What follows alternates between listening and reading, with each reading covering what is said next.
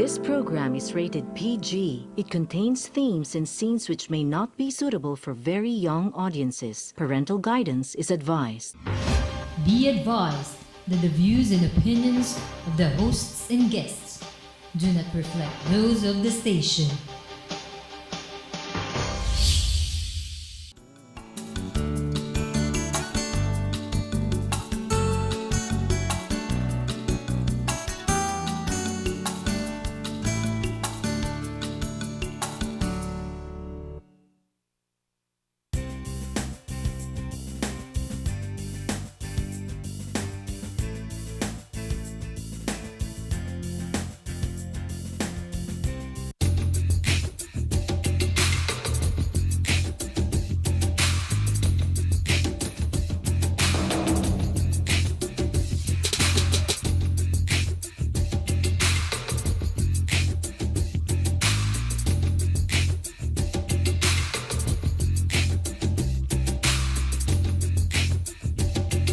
For me, I equate seduction with being I comfortable. think sexy is a vibe After spending 30 minutes with that person, you can tell that person anything more about than you. an actual visual thing. You don't have to conform to anyone's standards of sexy. For me, that is real seduction.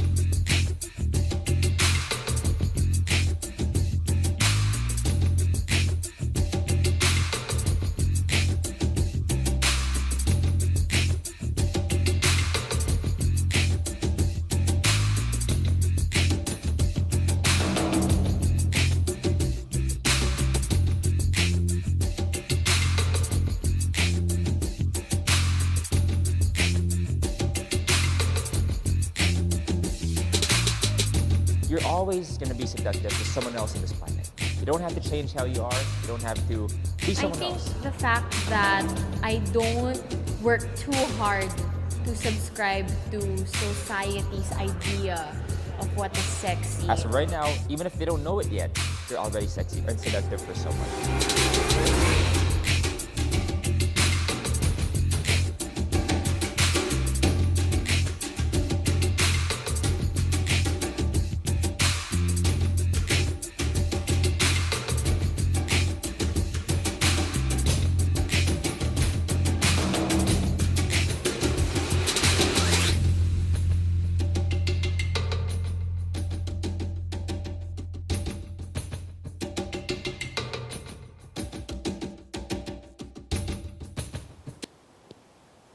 Good evening, ladies and gentlemen. Welcome to Philippines Uncut. I'm your host, Buddy Corana. Now, in this show, we talk about everything in the sun, and tonight is about fashion and business.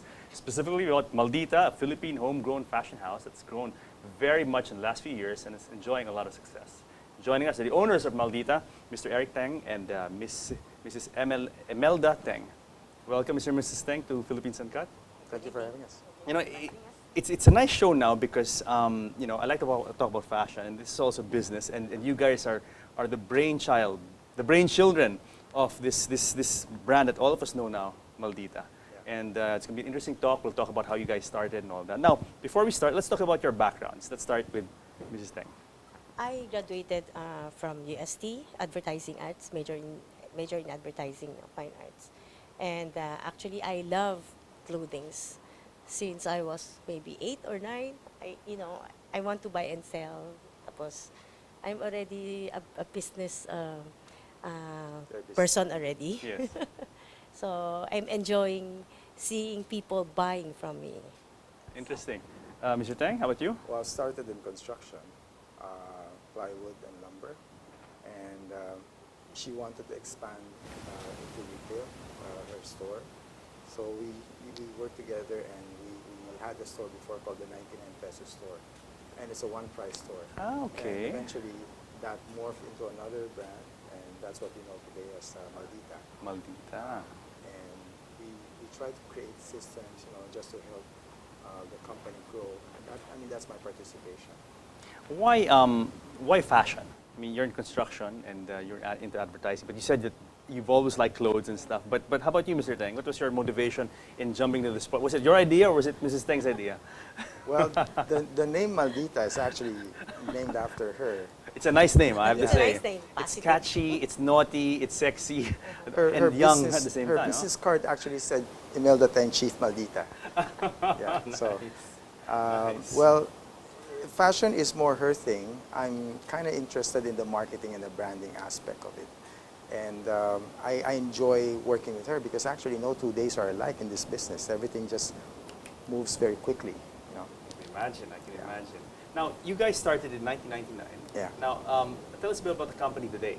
How big is it? How much have you grown since it's been almost, quick math, almost 17 years Yeah. this year? We're not a big company. We never were a big company. We never became a big company. I think we're afraid of also working for a large company, so we try to keep it small, try to keep it like a family-run organization. Our team, they're like family to us. So it's not like we're trying to expand anything. It's more like the demand forces us to grow in certain regions, certain cities outside of Manila, and we try to cope with whatever the demand has for our brand. Interesting. And how many branches do you have nationwide? Right now, I think we have 25. And these are located mostly in urban centers, malls, all over the country. Major cities around the country, up north as far as Baguio, and okay. down south to Cebu, Iloilo. Well, that says a lot about development of the country. Because I assume when you first started, you folks, it was really just in Manila. Like, for example, where was your first branch? Robinson's Gallery. Robinson's Gallery. Yeah. Okay. I still remember the first day. Yeah. And that's a testament to the growth of the country. It's a very exciting time to be a Filipino in the Philippines. Things just are moving so fast. Very interesting, very interesting. Now, when you first started Maldita, what was the fashion scene like 17 years ago? Was it? I mean, were there like a lot of players? Was it easy to get into the business? Because you guys were new players, no? Yeah. Yeah. It was a lot simpler. We make a lot of mistakes. You know, any startup business, you make a lot of mistakes. But starting out before, way back in 1999, when you make a mistake, that's part of the learning process. It doesn't kill you as a businessman. Now it's more challenging because you really have to know what you're doing because your competitors are a lot stronger, a lot faster, a lot bigger. So now you really have to know your game. And even to this day, I can't tell you or anyone that we know our game as experts because we try to feel our way through every day. There's always something new. Even after 17 years, huh? Oh, we're still beginners in this game. We are no experts in this field. No, because you guys seem to, I mean, you guys have done very well. 25 branches all over the country, and everyone knows Maldita. I mean, was it like a decade and a half ago? Now everyone knows about Maldita. Yeah, but people know about what worked. What people don't know is the hardship and the trials and errors and the failures that we had. And the failures are actually what shapes us, you know, to what we still have today. My wife always tells me her best teacher is her last mistake. And I don't know if I'm her last mistake, but, you know. Now, is this thing, you are, your background is in advertising. Now, let's say, and Mr. Tang's background was in construction. Were your skills helpful in setting up, segueing into the fashion world? Yes, it complements each other actually. Yeah. He took up commerce, and then I took up fine arts. But in reality, it runs opposite. Yes. So She's the businesswoman who took up fine arts. I'm the creative guy who took up business. So we see the same problem from a different perspective and bring, I guess, forward a different set of skills. And I don't know, it works very well together. And being a construction guy, you obviously have more hands-on with operations and that kind of thing, right? So, I mean, correct me if I'm wrong. I mean, are you My the wife will operations? disagree with you. My wife who is always the complains. operations head of Maldita? She's operations. Oh, you run the outfit, the okay. day to day, Okay. She runs day to day. How interesting is this? it's always a challenge. A different collaboration, huh? Yeah. So you run day to day, Mrs. Tang, and how about you, Mr. Tang? What is your involvement in Maldita? She's got all the details. I mean, the tiniest microscopic detail in the business, she's got that down pat. I'm more of the overview and I'm more of the direction and the strategic implementation. So, you know, there's a long-term view, that's me. There's a day-to-day attention, that's her. I think it's a perfect fit then, huh? Yeah. Very good partnership. Very good partnership. Okay, let's talk about starting. What is the hardest thing about starting this business 17 years ago? Honestly, making the decision to start. That's the hardest thing. You know, Jumping in. Just making that first jump and committing yourself that, okay, from this day on, it's going to be a different part of our life. It's a different chapter. We work a lot harder now than yesterday. And that's going to be every day. And along the way, you don't really know when your plan will work out, but you tend to get lucky and you tend to get some things just right just because you're doing it, just because you're there in the game. And if you're never playing the game, you can never benefit from it. You can never win by not playing. So this is just us. We're constantly playing this business game. I don't mean to sound it like a game, but it's the challenge of the day-to-day keeping ourselves above water with this kind of business. That's very interesting, to say it in a nice way. It's a fascinating way to make a living. Yes, and a lot of work. It sounds like, the fashion industry, what is it like, Mrs. Teng, in the fashion industry compared to, let's say, other businesses? It's always new. You have to be advanced. You have to be ahead of time, everything. Because when you do fashion, you have to think like 1 year ahead, what will be the color, what will be the next fashion. So it's the forecast. So you have to be always updated.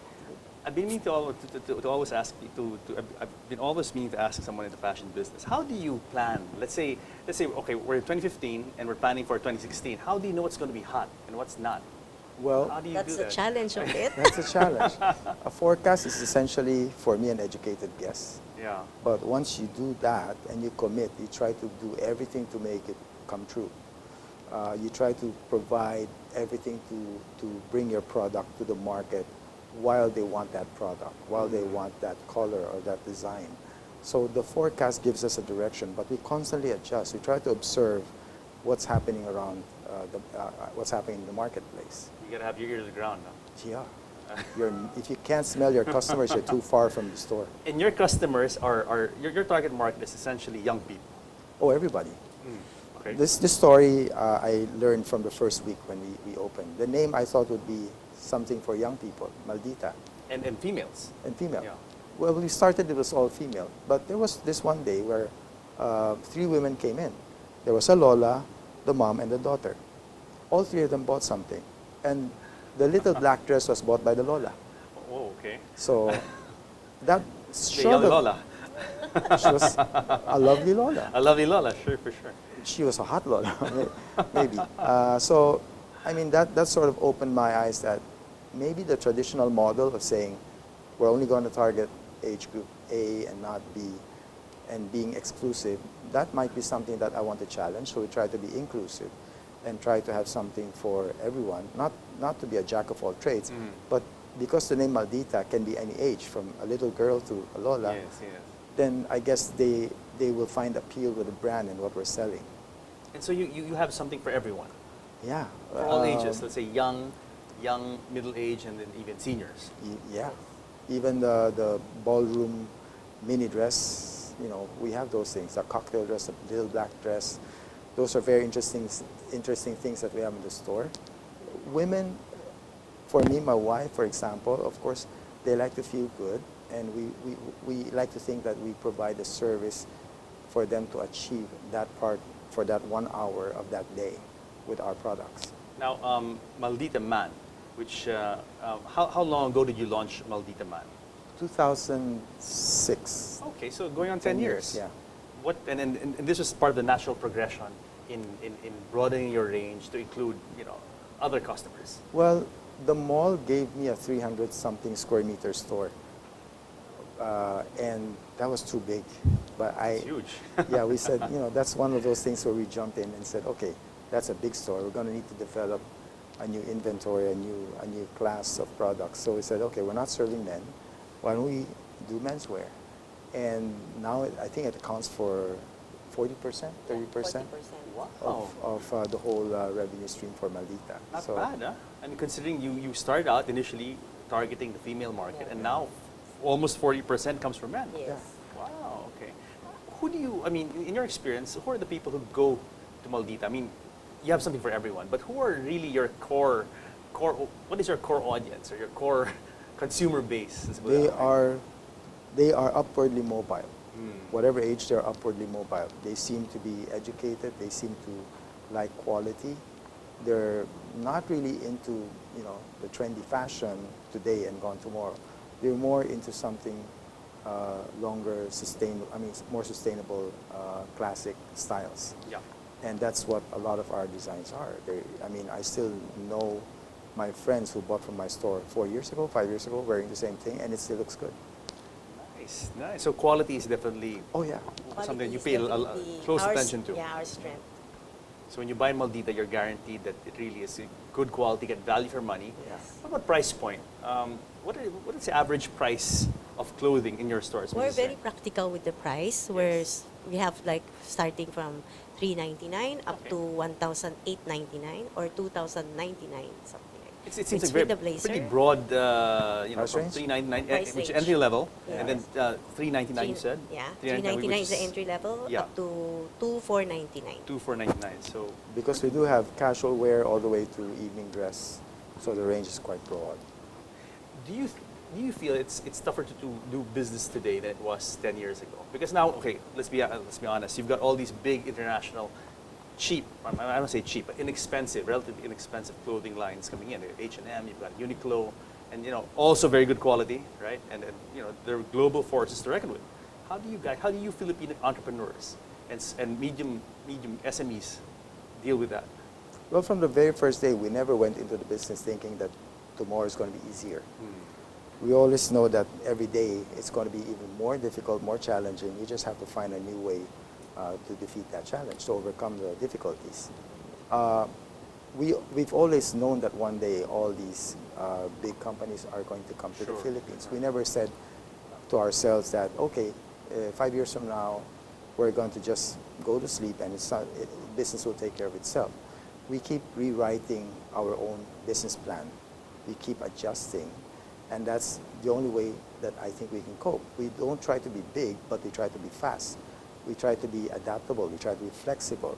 When they do this, we do this. We try to react as quickly as we can based on our forecast or based on whatever forecast happens outside for other brands. The thing is, we have to constantly observe. We have to constantly talk to our customers, listen to listen to people, talk to them, and understand what they want. Interesting. That's a good question. How do you get feedback from consumers? Do you do surveys? Do you do in-store interviews? How do you get the pulse? How do you get the pulse of what's hot and what's not? I talk to people. When you go to parties, I see people wearing our dresses, and I see people not wearing our dresses. And I talk to those people who aren't wearing our dresses. I just want to find out what they're about. Mrs. Tang? On the merchandising Yes, side, I yes. will monitor what are the saleable products that I put in the store. So that's where I get those informations. Very nice, very nice. And yeah, I've been to your stores. I think you have very good customer service. Thank you. Do you train your people extra special to take care of customers and see that they are well acquainted with the merchandise and to help them kind of find the right items for them? Well, we like them to think that every customer who comes in the store is like a visitor to their own home, to entertain them like their friends, and to give the kind of service that they would want themselves to be given to them. It doesn't matter whether somebody is uber rich or somebody who's struggling day to day. We give that special treatment just because they walk into our store. They're special. Excellent, excellent. Mr. Dang, this is time we got to pause for a break, but when we come back, we'll talk more about Maldita, especially how you guys come up with your designs and things like that. So guys, stick around because more of Let's Talk Fashion with Maldita when Philippines Uncut returns.